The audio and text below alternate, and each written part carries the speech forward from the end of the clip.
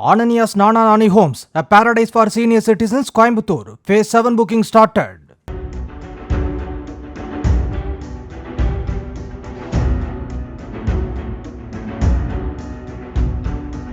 நீலகிரி மாவட்டம் உதகை அருகே பாம்பே கேசில் பகுதியைச் சேர்ந்தவர் கல்லூரி மாணவர் ஆகாஷ்.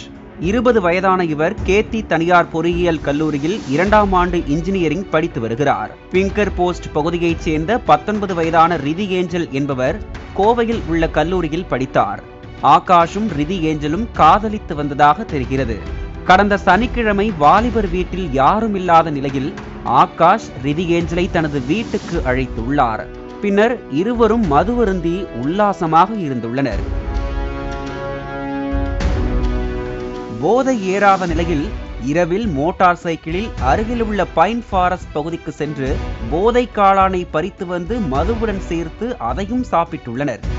தொடர்ந்து இருவரும் உறங்கி உள்ளனர். மறுநாள் காலை ஆகாஷ் எழுந்து பார்த்தபோது ரிதி ஏஞ்சல் மூச்சு பேச்சு இல்லாமல் இறந்த நிலையில் கிடந்துள்ளார்.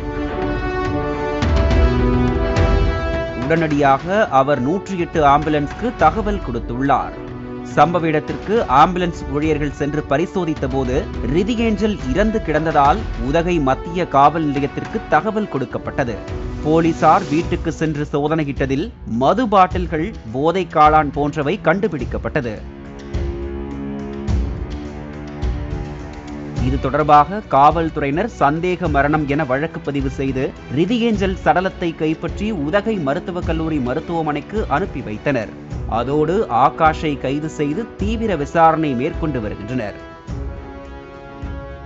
Ananias Nana Nani Homes, a paradise for senior citizens, Coimbatore. Phase 7 booking started.